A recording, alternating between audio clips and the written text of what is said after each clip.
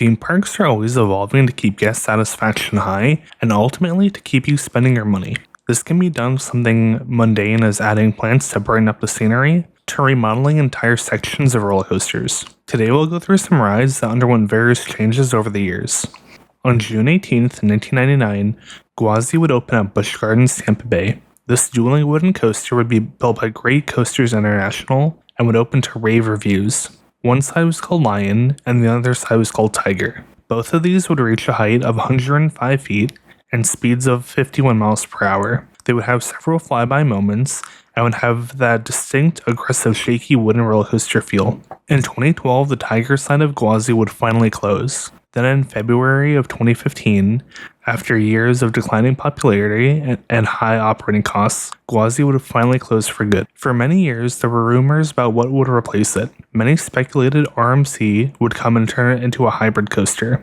In 2018, construction would finally begin, and in 2019, it would finally be confirmed that Gwazi would be converted into a 206-foot-tall hyper-hybrid named Iron Gwazi. This would reach speeds of 76 miles per hour and have a 91-degree drop. While it would be made out of steel, it would have the same forcefulness of a wooden coaster, but with the smoothness of a modern steel coaster. After a 2-year delay from COVID, it would finally open on March 11th of 2022, and it is universally praised. Expedition Everest opened in 2006. This was the most expensive ride ever built at the time at a staggering $100 million, and it kept the record until 2019. It takes you into the Himalayas where you would encounter the Yeti. Disney went all out with this Yeti animatronic.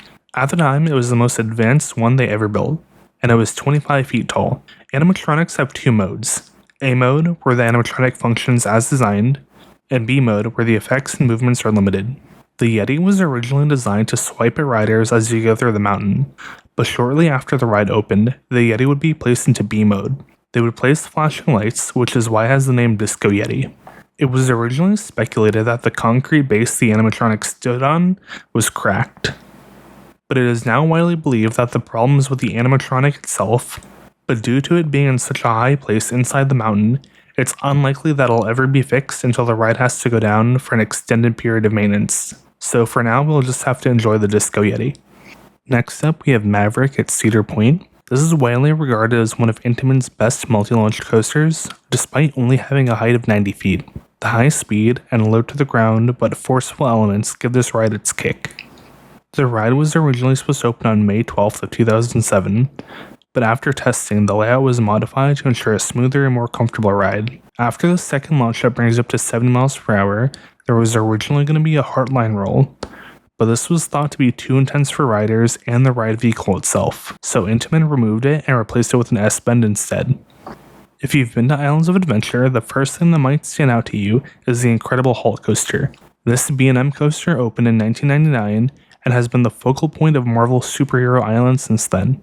This ride is so popular that in 2015, Universal decided to completely rebuild it with the exact same layout just to expand its lifespan.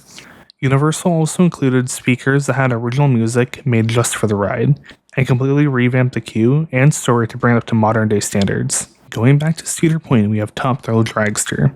This ride opened near the end of the Coaster Wars, where amusement parks were competing to have the biggest, tallest, and fastest roller coasters. Originally constructed by Intamin, this ride boasted a height of 420 feet and a top speed of 120 miles per hour. But in 2021, a woman standing in line was hit with a piece of metal that broke off the ride. The ride would be closed indefinitely after that, and it would later be announced that TTD would be reimagined. In 2023, it was revealed that the ride would now feature a 420-foot-tall vertical spike, and it would have 3 launches in total. It would also be revealed that Zamperla and not Intamin would be doing this modification. It would officially open on May 4th of 2024, but then 8 days later, on May 12th, 2024, it would close indefinitely again. It would end up being closed throughout the entirety of the 2024 season. As of the time of recording this video, it's scheduled to open back for the summer of 2025, and hopefully it does because I do want to go out to Cedar Point and ride it for myself. And finally, we have Test Track at Epcot. This is one ride that's been reimagined numerous times. It originally opened in 1982 as Worlds of Motion. This used an OmniMover ride system that would show you the history of human transportation. Unfortunately, I wasn't alive during its operation to see it, so I can't comment enough on if it was actually good or not, but in 1996 it would close down and become the first iteration of Test Track. This ride was sponsored by Chevrolet, and you would take vehicles through various tests, like maneuvering around cones, going around sharp curves, testing your anti-lock brakes, and finally doing a speed test, reaching almost 65 miles per hour. But in April of 2012, this version of the ride would finally close. Test Track 2.0 would open near the end of 2012, but with a significant change to the theme. It got rid of all the crash test dummies and an industrial-style theming, and made it feel very futuristic. You also had the opportunity to design your own vehicles and see how they performed against other people in your ride vehicle as they went through the various tests. The layout of this ride is basically the same as the old one, but with an upgraded futuristic feel. In June of 2024, this version of the ride would close down, and Disney World would announce they're reimagining the ride again. It's scheduled to reopen in summer of 2025 and take inspiration from the older version of this ride.